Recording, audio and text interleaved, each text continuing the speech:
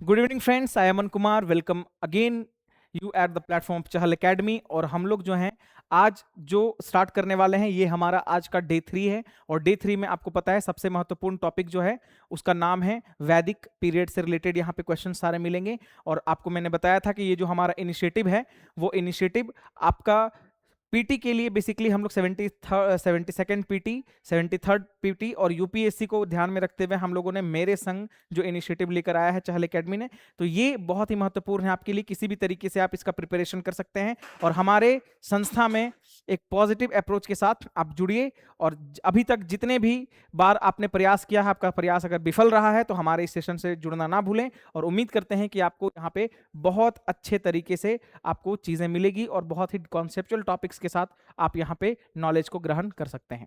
तो इसी के साथ जो हमारा आज का पहला क्वेश्चन है वो है द वर्ड गविष्ठी। जो हमारा क्वेश्चन है आज का, the word Gavishti in Rigvedic context refers to. Rigveda के संदर्भ में गविष्ठी शब्द का मतलब क्या है? फ्रेंड्स, अगर हम लोग बात करें गविष्ठी जो है ना, गविष्ठी जो शब्द है ये बेसिकली गाय के चोरी होने के संकेत देता है ना, गाय के चोरी होने का संकेत देता है। और गविष्ठी का मतलब है, उस समय आपको मैंने बताया था कि जो वैदिक पीरियड है इसमें सबसे होली एनिमल जो हुआ करता था वो हुआ करता था काऊ। और ये काऊ जो है उसी से पहले जमीन जायदाद इन सब का बहुत ज्यादा वैल्यू नहीं था, क्योंकि पेट्रोल जो पेस्टोरल कम्युनिटी वहां पे पूरी तरीके से थी। और पेस्टोरल कम्युनिटी के होने के प्रयास में क्या हुआ कि वहां पे जो पेस्टोरल जो गाय के रूप में थी, इन्हीं से वेल्थ का मापन किया जाता था कि कौन कितना संपत्तिवान है। जैसे अगर हम लोग बात करें कि एक आदमी जिसके पास 100 गाय है और किसी के पास 90 गाय है, तो 100 गाय जिसके पास है ना वो सबसे ज्यादा अमीर आदमी रहेगा। और गाय को वहां पे एक माना जाता है बहुत ही पवित्र, आप कह सकते हैं पवित्र, उसको धन माना जाता था। तो इसको ध्यान में रखिएगा। तो गाय का जो होता है ना, राजन जो होता था ना, राजन जो राजा होता था उस समय, राजा का मुख्य कार्य होता था गाय की रक्षा करना या गाय को चोरी वोरी होने से बचाना। तो ज्यादातर जो युद्ध होते थे ना वो होते थे गाय की चोरियों के लिए, गाय की चोरी हो जाता था। तो इसी की पद्धति में क्या था, इसको वार के संदर्भ में हम लोग देखते हैं। तो इसका सही उत्तर क्या हो जाएगा? युद्ध। युद्ध के संदर्भ में इसको हम लोग परिवर्तित करते हैं। We are just saying that the Gavishti is the word that is basically determining the concept of the warfare in the Vedic period. तो इसी के साथ हम लोग अगले प्रश्न की तरफ हम लोग बढ़ते हैं। गाय की बलि एकदम ये प्रोहिबिटेड था, है ना, ये प्रोहिबिटेड था। एक मृत्युदंड के जितना पाप यहाँ पे लगता था, ऐसा लोग बोलते हैं कि वैदिक पीरियड में से बहुत सारे राइटर्स ने लिखा है कि ये सारी चीजें यहाँ पे है। चारगाहा भूमि से इसका कोई लेना देना नहीं है, इससे भी कोई लेना देना है। टैक्स इन द कैटल्स, ये भी लेना देना नहीं है। चलिए इसी के साथ हम लोग अगले प्रश्न की तरफ बढ़ते हैं। तो हमारा जो अगला प्रश्न है, क्वेश्चन नंबर 2 को जरा सा ध्यान से देखिए। विच of the following Vedas is mainly concern with sacrificial formula. ठीक है ना, ये बेसिकली बोल रहा है कि कौन सा जो वेद है इनमें से कौन वेद मुख्य रूप से बलि के फॉर्मूले को से जुड़ा हुआ था। तो फ्रेंड्स, मैंने आपको बताया था कि ऋग्वेद जो है ये गॉड्स हाइम्स टू गॉड, मतलब ये श्लोक वगैरह थे जो भगवान को समर्पित थे। दूसरा, सामवेद ये जो है मेलोडी से संबंधित था। यजुर्वेद था, इसमें जो है मुख्य रूप से बलि के फॉर्मूले वगैरह का वर्णन था। तो इसका सही उत्तर हो जाएगा यजुर्वेद। और जितना भी जो कर्मकांड था, जितना भी जादू टोना, ये सब चीज का बात किसमें किया गया था? तो ये किया गया था आपके अथर्ववेद में, है ना। ब्लैक मैजिक, इन सब का बात इसमें किया गया था। तो इसी के साथ हमारा ये जो क्वेश्चन है इसको आप अच्छे संदर्भ में आप समझिए।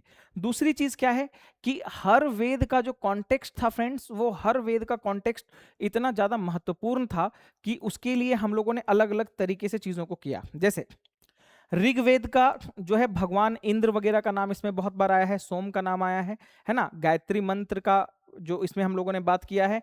तीसरे मंडल में जो ऋग्वेद है, इसके थर्ड मंडला जो है उससे में गायत्री मंत्र था, गायत्री मंत्र, है ना, ये इसमें था। आप कमेंट करके बताइएगा कि गायत्री मंत्र जो है वो किनके द्वारा लिखा गया था। वशिष्ठ जी के द्वारा लिखा गया था या किसी और के द्वारा लिखा गया था? जल्दी से बताइए। चलिए, हालांकि मैं बता दूंगा अभी थोड़ी देर में, ठीक है।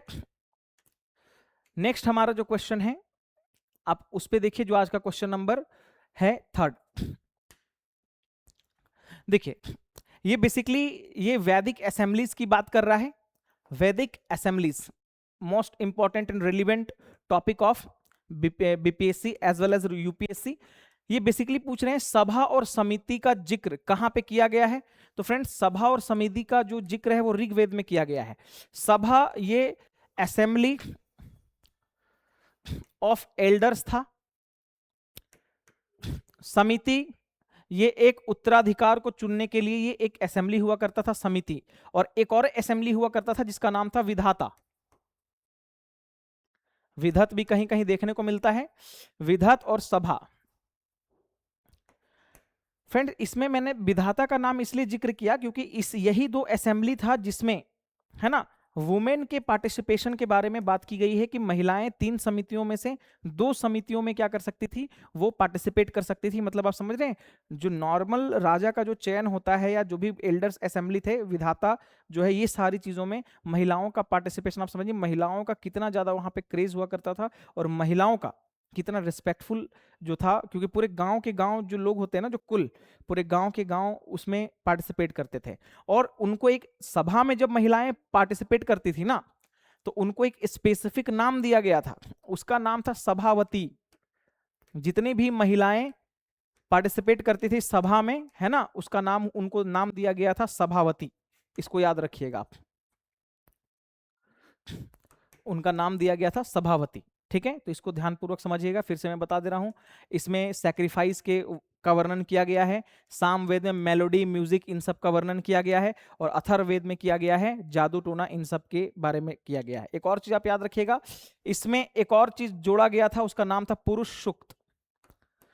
पुरुष सूक्त जोड़ा गया था किसमें, ऋग्वैदिक पीरियड में जोड़ा गया था पुरुष सूक्त। और यही पुरुष सूक्त है जिसको हम लोग मानते हैं, जो इसमें, एक मिनट, यही पुरुष सूक्त जो है ना, इसी को हम लोग मानते हैं सबसे पहले, जहां पे जो वर्ण सिस्टम का व्यवस्था जो आया था ना, वर्णाज, तो सबसे पहले वर्णाज का बात जो किया गया था वो किया गया था पुरुष सूक्त में, ये वर्णन किया गया था। तो इसी के साथ हम लोग अगले क्वेश्चन की तरफ बढ़ते हैं। हमारा जो अगला प्रश्न है फ्रेंड्स, अगला क्वेश्चन हमारा है, हमारा अगला क्वेश्चन है, आपको जो बीच बीच में सॉल्यूशन दिख रहा है, ये पीपीटी आपको चला जाएगा, जिसमें कि एकदम डिटेल में हम लोगों ने एनालिसिस करते हुए सॉल्यूशंस को बनाया है, और ये सारे के सारे महत्वपूर्ण क्वेश्चन हैं जो आपको एग्जाम के पर्सपेक्टिव से याद रखने हैं। चलिए, विच रिवर, ऋग्वेद में किस नदी का सबसे ज्यादा जिक्र हुआ है, which river is most frequently mentioned in the Rigveda. देखिए फ्रेंड्स, यहाँ पे बहुत सारे लोगों को थोड़ा सा हो सकता है कि संभावनाएं उनको व्यक्त करने में दिक्कत हो, क्योंकि there is a confusion related to Saraswati and the Sindhu river. ये सरस्वती रिवर जो हाकरा रिवर है ना, हाकरा रिवर का नाम है, और Sindhu is basically the Indus river. इन दोनों का जिक्र हम लोगों को ऋग्वेद में मिलता है, लेकिन सबसे ज्यादा होली, है ना, जिसको नदियोत्तमा बोला जाता है, नदी उत्तमा, मतलब नदियों में सबसे सर्वश्रेष्ठ नदी किसको बोला गया है, वो बोला गया है आपका सरस्वती को बोला गया है। तो ये सबसे इंपॉर्टेंट आपके लिए है। तो आप सरस्वती रिवर को थोड़ा सा आप याद रखिएगा कि सरस्वती जो रिवर है ये सबसे ज्यादा इंपॉर्टेंट रिवर है, और सरस्वती रिवर का ही नाम हम लोग एज अ होली रिवर के रूप में इसको हम लोग देखते हैं, और होली रिवर के लिए इसको जानते हैं। तो सबसे महत्वपूर्ण कौन हो जाएगा, Saraswati river will be the right answer of this question. इसी के साथ अगले क्वेश्चन की तरफ बढ़ते हैं हम लोग। हमारा अगला क्वेश्चन है क्वेश्चन नंबर 5। इसको जरा सा अच्छे से देखिएगा आप। द कॉन्सेप्ट ऑफ रीत, द कॉन्सेप्ट ऑफ रीत, अक्सर आप लोगों ने सुना होगा ना, रीत या रीति रिवाज। कॉन्सेप्ट ऑफ रीत का मतलब क्या है, बलि का रिवाज नहीं, नैतिक कानून, मोरल लॉ, ऐसा भी नहीं है। कॉस्मिक ऑर्डर इसका मतलब होता है। रीत का मतलब, एक कहावत आपने सुना होगा, रघुकुल रीत सदा चली आई। रीत is a tradition, the morality, the ethics that we are following from the very dawn of the human civilisation, है ना। इसको अगर सिंपल भाषा में आप अगर देखें, the ethics, the morality, the behaviour which we are following from the very dawn of the human civilisation is basically called the tradition. तो रीत का मतलब वही होता है जो रीत चला आ रहा है बहुत दिनों से, वो एक कॉस्मिक ऑर्डर है ना। इसका मतलब यही हुआ कि कॉस्मिक ऑर्डर जो होगा, रीत का यही मतलब है। जैसे आज भी आप अगर देखेंगे ना, कुछ पॉलिटिकल पार्टीज हैं जो गाय गौ हत्या इन सबको ऐसा मानती है। बेसिकली कुछ लोग ऐसा हैं जो भारतीय मूल के व्यक्ति हैं, जो अपने आप को आर्यनाइज्ड कल्चर का हिस्सा मानते हैं। तो आर्यंस के लिए सबसे पवित्र जानवर होता था गाय। तो आज जो इतना कंट्रोवर्सी आपको देखने को मिलता है ना गौ रक्षा को ध्यान में रखते हुए, ये कॉन्सेप्ट उन्हीं आर्यंस से आया, क्योंकि उस समय पेस्टोरल कम्युनिटी का चीज था और गाय को एक होली जो है ना जानवर माना गया है। कहाँ पे होली एक माना गया है एनिमल, ये माना गया है ऋग्वेद में, और उसी के परिदृश्य में चीजें आज तक फॉलो हो रही है। हालांकि जो हमारे देश का सिविलाइजेशन है, जो कि भारतीय मूल का सिविलाइजेशन इंडस वैली सिविलाइजेशन है, उसके जस्ट बाद जो है वैदिक पीरियड आया, और वैदिक पीरियड से एक परंपरा चलती चली आ गई, जिसमें हम लोगों ने क्या हुआ है, जो भी बहुत सारे कर्मकांड वगैरह को ध्यान में रखते हुए हम लोगों ने इसकी जानकारी को ध्यानपूर्वक देखा। लेकिन जहां पे सिंधु घाटी सभ्यता का परस्पर विस्तार नहीं हो पाया, वहां पे जैसे दूसरे देश में जहां पे सिंधु घाटी सभ्यता का कोई उन्मूलन नहीं था या वैदिक पीरियड का कोई उन्मूलन नहीं था, तो वहां पे गाय को होली एनिमल नहीं माना जाता। ये बस इतना ही सिंपल है। इसलिए कहीं कहीं पे क्या है, गाय को बीफ के रूप में खाया जाता है। लेकिन हमारी क्योंकि संस्कृति, हमारी रीति रिवाज उससे जुड़ी हुई है, हमारे पहलू उससे जुड़े हुए हैं, तो इन सारे पहलुओं को ध्यान में रखते हुए हम लोग आज भी गाय को माता मानते हैं। जो भी आर्यनाइज्ड कल्चर के जो लोग हैं, जो मानते हैं कि हमारा जो अस्तित्व है कहीं ना कहीं आर्यनाइज्ड कल्चर से जुड़ा हुआ है, तो वहां से आज हम लोग इसको रिलेट करते हैं। तो इसके ऊपर यही कंट्रोवर्सी है, और इसीलिए हम लोग गाय को होली एनिमल मानते हैं। If you will be seeing that जो गाय गौ रक्षा ये सारा चीज जो है ना, नॉर्दर्न इंडिया में ही कॉन्सेंट्रेटेड है, बिकॉज नॉर्दर्न इंडिया के जितने भी लोग हैं ना, वो आर्यनाइज्ड कल्चर को ज्यादा मानते हैं। साउदर्न इंडिया और नॉर्थ ईस्टर्न इंडिया में ऐसा कुछ नहीं माना जाता, क्योंकि वो आर्यनाइज्ड कल्चर का हिस्सा नहीं है। तो जितने भी लोग आर्यनाइज्ड कल्चर का हिस्सा हैं, उन लोगों ने गाय को एक होली पवित्र एनिमल बना दिया है। यही सारी चीजें हैं, इसको समझना है आपको। चलिए, हमारा अगला प्रश्न जो है, द पुरुष सूक्त। अभी हम लोगों ने इसके ऊपर बात भी किया है, पुरुष सूक्त के ऊपर, है ना। ऋग्वेद में पुरुष सूक्त बताता है, ऋग्वेद में पुरुष सूक्त क्या बताता है, ब्रह्मांड की शुरुआत नहीं, वर्ण व्यवस्था की शुरुआत। मैंने अभी बताया था, तो वर्णा सिस्टम, तो वर्णा सिस्टम की जो व्यवस्था है, ये पुरुष सूक्त में आपको देखने को मिलती है। तो फ्रेंड्स एक चीज में ध्यान रखिएगा आप, जो पुरुष सूक्त है ना, ये कर्म के आधार पे, कर्म के आधार पर इन्होंने वर्ण व्यवस्था बनाई, on the basis of Karma, on basis of Karma इन्होंने बनाया, और कर्म के आधार पे वर्ण सिस्टम का व्यवस्था किया। मतलब जो लोग जिस कर्म को कर रहे हैं, जिनका जो कार्य है, जैसे जिनका कार्य है लोगों को, मतलब क्योंकि वैदिक पीरियड था, जो भगवान की पूजा जो करवाते थे उन लोगों को हम लोगों ने ब्राह्मण बोला, जिन्होंने ग्रंथ वगैरह का निर्माण किया, ग्रंथ वगैरह लिखे उस समय। उसके बाद जो राजा की रक्षा कर रहे हैं या जो रक्षात्मक कार्यों से जुड़े हुए थे, उन लोगों को हम लोगों ने क्या बोला, उन लोगों को बेसिकली हम लोगों ने बोला क्या, वैश्य, क्षत्रिय बोला। उसके बाद जो बिजनेस वगैरह से रिलेटेड थे उनको हम लोगों ने वैश्य बोला, और जो नॉमिनल वर्क्स करते थे, साफ सफाई का कार्य जो करते थे, उनको हम लोगों ने शूद्र बोला। लेकिन आपको ये याद रहे, ये बाय बर्थ नहीं है। बाद में लेटर वैदिक पीरियड में ये जनरेशन वाइज जनरेशन, ये बर्थ के या जन्म के आधार पे हो गया, ये गलत बात है। तो ये जन्म के आधार पे नहीं होना चाहिए था, पहले कर्म के आधार पे था, ये आपको पता होना चाहिए।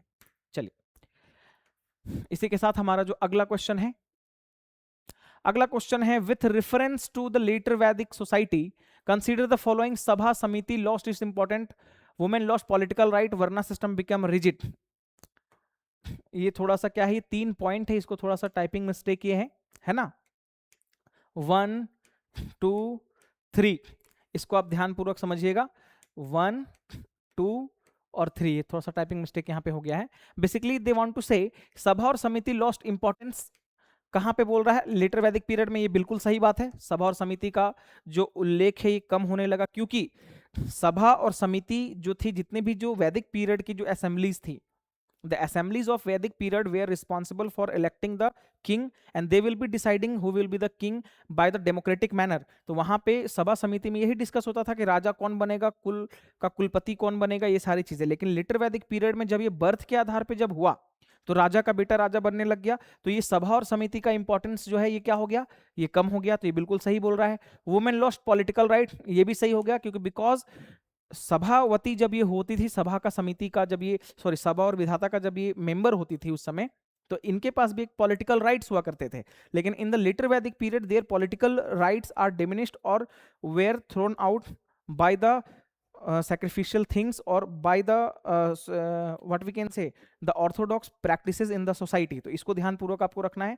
वर्ना सिस्टम became rigid, ये भी सही बात है. उत्तर वैदिक काल में कर्मकांड जो है बहुत ज्यादा बढ़ गए थे, कर्मकांड, और वर्ण व्यवस्था जो है ना ये एक तरह से नए प्रारूप में हावी हो गई थी. तो इसका सही उत्तर क्या हो जाएगा, 1, 2 and 3. 1, 2 and 3 will be the right answer of this question. तो फ्रेंड्स ये क्वेश्चन जितने भी ने कॉन्सेप्ट के बेसिस पे आपको बताए जा रहे हैं, तो इसको अच्छे से कॉन्सेप्चुअल तरीके से आप समझने का प्रयास कीजिए. हालांकि इसके बाद हम लोग अगले प्रश्न की तरफ बढ़ते हैं. नेक्स्ट है विच बेस्ट डिस्क्राइब रीत. अच्छा ये क्वेश्चन रिपीट हो गया है ना. ये बेसिकली अच्छा रिपीट नहीं हुआ है.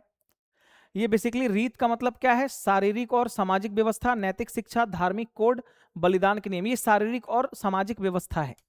इसका सही उत्तर हो जाएगा शारीरिक और सामाजिक व्यवस्था, मतलब कॉस्मिक ऑर्डर जो है बेसिकली उसी के बारे में हम लोग बात कर रहे हैं. तो रीत का मतलब वही है. ठीक है.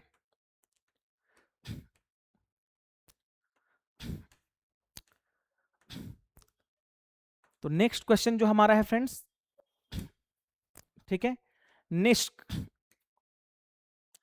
ये जो निष्क है इस शब्द का शाब्दिक अर्थ क्या होता है. ये क्वेश्चन में हम लोग स्किप तो नहीं किए किसी को, नहीं हम लोग इसको स्किप तो, एक मिनट. ये जो है आपका जो निष्का है, ये निष्क, ये बेसिकली रिफर किसको करता है. निष्क का मतलब क्या होता है फ्रेंड्स, निष्क का मतलब होता है ऑर्नामेंट, है ना. ये एक तरह का ऑर्नामेंट है जो उस समय पहनते थे हम लोग. उस समय कोई कॉइनेज सिस्टम नहीं था, क्योंकि पहली बार जो पंच मार्क कॉइन्स जब आए, पंच मार्क कॉइन्स जिसको टोकन करेंसी भी बोलते हैं हम लोग, टोकन कॉइन्स, जिसमें मोहर वोहर लगा हुआ रहता था, राजा का पंच मारा हुआ रहता था, है ना. ये सारी चीजें पहली थी, तो इसका ये अर्थ नहीं होगा. इसका सबसे बेहतर अर्थ क्या निकल के आ रहा है, ऑर्नामेंट. तो इसका सही उत्तर क्या हो जाएगा, आभूषण. तो निष्क इज बेसिकली रिलेटेड टू आभूषण. और ये इसका थोड़ा सा आप ये भी देख लीजिए, है ना. एक सोने का आभूषण था जिसका इस्तेमाल धन के निशान के तौर पर दिया जाता था. चलिए नेक्स्ट हमारा है with reference to, our next question is Rig Vedic period के बारे में बताइए कि क्या है लोहा. With reference to Rig Vedic period, इसमें फिर मिस्टेक हो गया है, 1, 2 और 3. 1, 2 और 3, इसको अच्छे से आप देखिएगा. With reference to Rig Vedic period iron was non. आपको फ्रेंड्स पता होना चाहिए आयरन तो जब पहली बार हम लोग को जब खोज हुई थी, वो हुई थी कब, वो हुई थी ऋग वैदिक पीरियड से पहले, जो है 1000 BC के आसपास जो है ना हम लोगों ने आयरन खोजा, मतलब लेटर वैदिक पीरियड में के आसपास. तो ये बोल रहे ऋग वैदिक पीरियड के बारे में बात कर रही है. एग्रीकल्चर वाज प्रैक्टिस, एग्रीकल्चर होता था वहां पे. एग्रीकल्चर बहुत बड़े पैमाने में तो नहीं होता था, लेकिन एग्रीकल्चर होता ही था. उसके बाद क्या है, कैटल्स वेयर इंपॉर्टेंट. तो ये भी सही है, मवेशी जरूरी थे क्योंकि पेस्टोरल कम्युनिटी थी, है ना. पेस्टोरल कम्युनिटी थी पूरी तरीके से. तो पेस्टोरल कम्युनिटी, एक मिनट देखिए, आयरन जो है ये सबसे ज्यादा प्रमुख जो रोल है उस, ये कब आया उसमें, ये लेटर वैदिक पीरियड में आया. लेटर वैदिक पीरियड में ये सबसे पहले आया. और लेटर वैदिक पीरियड में जब ये आया, आयरन लेटर वैदिक पीरियड में आया, तो कृषि बहुत ज्यादा उस समय, उससे पहले बहुत ज्यादा कृषि नहीं होता था. हालांकि जब वैदिक पीरियड से पहले हम लोग जब देखें तो आईवीसी में इंडस वैली सिविलाइजेशन में क्या था, इंडस वैली सिविलाइजेशन में हम लोगों को एग्रीकल्चर के ट्रेसेस मिले हैं, कॉटन उगाया जा रहा था मोहनजोदाड़ो में, ये सारी चीजों के ऊपर हम लोगों ने बात कर लिया है पिछले क्लास में। तो ये पूछ रहा ऋग वैदिक पीरियड में क्या है, तो आयरन क्या जाना जाता था, आयरन वॉज नॉट नोन, है ना, मतलब आयरन को उतने बड़े पैमाने पे हम लोग नहीं जानते थे। एग्रीकल्चर वॉज प्रैक्टिस, ये सही है। कैटल वेयर इंपॉर्टेंट, सही है। तो 2 and 3 will be the right answer of this question. 2 and 3 will be right answer of this question. इसी के साथ अगले क्वेश्चन की तरफ बढ़ते हैं हम लोग। With reference to Rig Vedic period, with reference to Rig Vedic period, ये क्वेश्चन बहुत इंपॉर्टेंट है फ्रेंड्स, इसको आप VVI इसमें लगा लीजिए, वेरी वेरी इंपॉर्टेंट, क्योंकि ये क्वेश्चन यूपीएससी में 2017 में पूछा गया है। ये क्वेश्चन क्या बोल रहा है, it was a matrilineal society, it was largely pastoral, caste was birth based, है ना। तो सबसे पहले एलिमिनेशन का इसमें आप यूज कीजिएगा। जाति धर्म ये जो है ना, जाति जन्म के आधार पे नहीं थी, ये थी कर्म के आधार पे ऋग्वैदिक पीरियड में। तो थर्ड ऑप्शन तो गलत हो गया, ठीक है। दूसरा बोल रहा है इट वाज लार्जली पेस्टोरल, तो सही बात है, पेस्टोरल तो यहां पे था ही, तो ये भी सही बात है।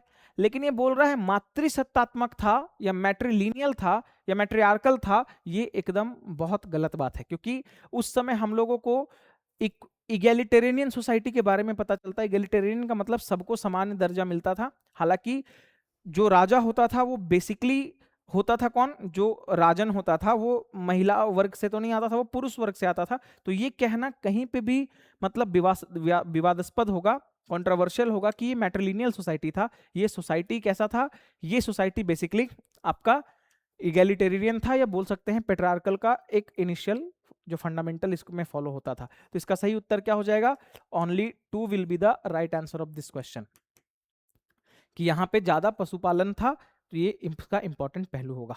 चलिए इसी के साथ हम लोग अगले क्वेश्चन की तरफ बढ़ते हैं।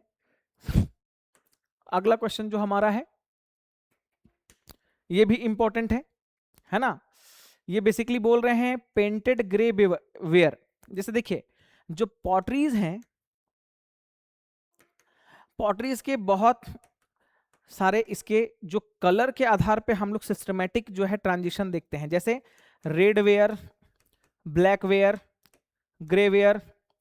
Red ware, black ware were famous in the IVC, Indus valley civilisation. Grey ware जो है अल्टीमेटली हम लोग को अर्ली वैदिक पीरियड में, है ना, हम लोगों को मिलता है, शुरुआती वैदिक काल में हम लोगों को ये मिलता है। तो इसका सही उत्तर क्या हो जाएगा, अर्ली वैदिक पीरियड। फ्रेंड्स जो पॉटरी के बनाने का प्रक्रिया था और पॉटरी के जो कलर कॉम्बिनेशंस थे या जो पॉटरी के कलर्स थे, इन पॉटरी के कलर्स को हम लोगों ने समय के अनुकूल इसको बांटा है। आर्कोलॉजिकल सर्वे ऑफ इंडिया ने जितने भी एक्सकावेशन में हम लोगों को पॉटरीज वगैरह मिली है, इन सब को कलर कोडिफिकेशन के हिसाब से बांटा है। जैसे रेड वेयर जो थे इंडस वैली सिविलाइजेशन के समय हम लोगों को मिलता था, उसके बाद फिर अनेक हमारे वो आए।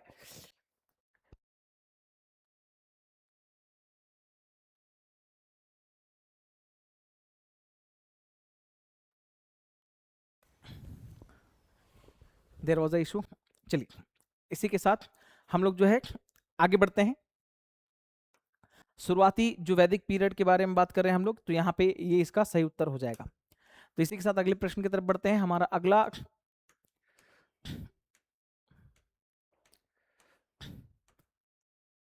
और next question is which Veda contains charm and spells.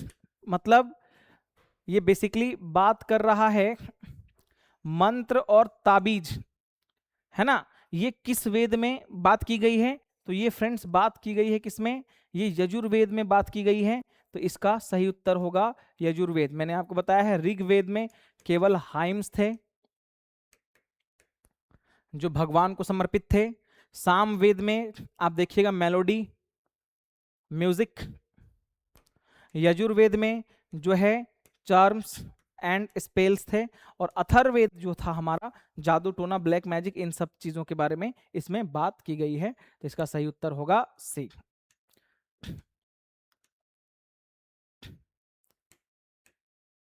एक मिनट। अच्छा इसमें थोड़ा सा एक चीज गलत हो गया, इसको थोड़ा सा ध्यानपूर्वक आप देखिए। जो ताबीज है ना, जादू टोना, ये गलती से मैं ये बोल दिया यजुर्वेद, ये होगा अथर्ववेद, है ना।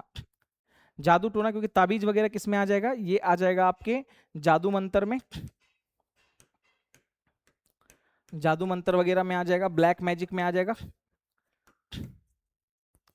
तो इसका सही उत्तर क्या हो जाएगा? इसका सही उत्तर हो जाएगा Atharvaveda. Atharvaveda will be the right answer of this question. चलिए, बाय मिस्टेक ये हो गया। चलिए नेक्स्ट क्वेश्चन जो हमारा है वो है Ashvamedha sacrifice is describe mainly in, है ना? अश्वमेघ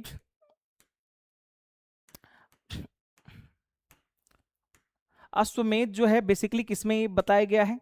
तो फ्रेंड्स देखिए, 3 तरह का जो है ना यज्ञ के बारे में हम लोगों ने बात किया था, और 3 तरह का यज्ञ होता है। एक होता है राजसूय यज्ञ, सेकंड पहला राजसूय यज्ञ, दूसरा जो है आपका था वाजपेयी यज्ञ, और तीसरा था अश्वमेघ यज्ञ। अश्वमेघ यज्ञ, इन तीनों का पहली बार हम लोगों को जिक्र मिलता है, वो मिलता है यजुर्वेद में, और Yajurveda will be the right answer of this question. तो ये जो है पहलू, इसको ध्यान में आप समझिए। ये राजसूय ये होता था कब? कोरोनेशन के टाइम में, जब राज तिलक होता था उस समय के टाइम में होता था।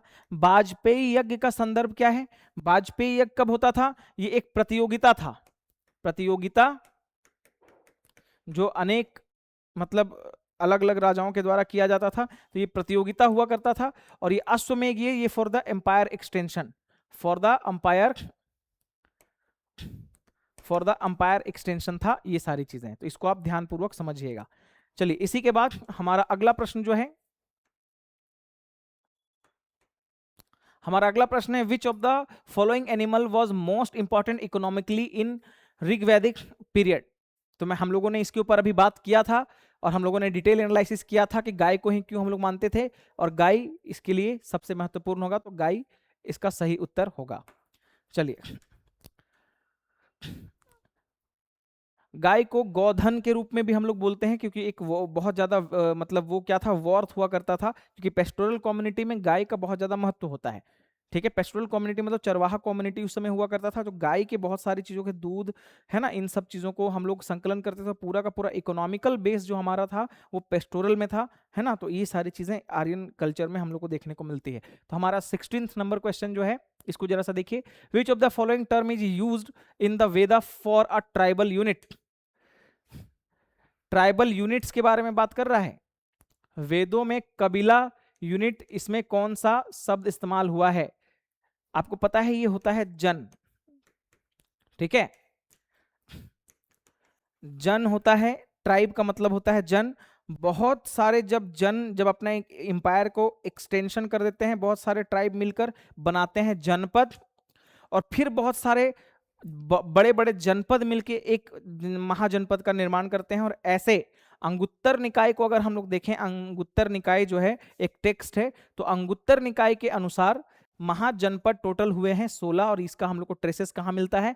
अंगुत्तर निकाय ग्रंथ में मिलता है। चलिए, तो इसका सही उत्तर क्या होगा? जन। नेक्स्ट क्वेश्चन जो हमारा है वो है question number 17। Consider the following statement regarding वैदिक सोसाइटी। वैदिक सोसाइटी के बारे में है, ये इंपॉर्टेंट क्वेश्चन है, इसको जरा सा देख लीजिए आप क्या बोलना चाह रहे हैं। ये वैदिक समाज के बारे में इन बातों पर गौर कीजिए। राजा चुना जाता था, ये सही है क्या? वुमेन कुड अटेंड असेंबलीज, तो 2 तो सही है, तो 2 इसमें क्या है, तो ये हट जाएगा एलिमिनेशन ऑफिस से, है ना। The office of king was hereditary, तो फ्रेंड्स ये हेरिडेटरी नहीं था, तो 3 जहां जहां वहां वहां काट दीजिए।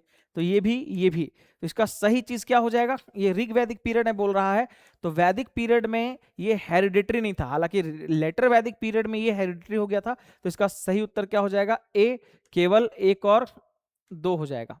ठीक है, और सभा और विधाता ऐसे 2 असेंबलीज थी जहां महिलाएं पार्टिसिपेट करती थी। नेक्स्ट हमारा क्या है? The Upanishads are primarily concerned with. Upanishad जो हैं वो किस पे थे? देखिए, जिन लोगों ने उपनिषद का पाठ किया उन सारे लोगों का नाम हम लोगों ने रखा उपाध्याय, है ना, जिन्होंने उपनिषद का ज्ञान धारण किया। और इसमें बेसिकली फिलॉसफीज है, इसमें आप कह सकते हैं रिलीजियस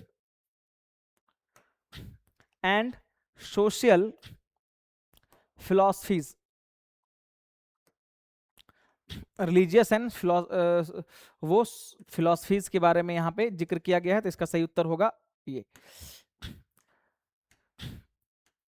इसी के साथ हमारा जो है आज का अंतिम प्रश्न है, इसको जरा सा आप देख लीजिएगा।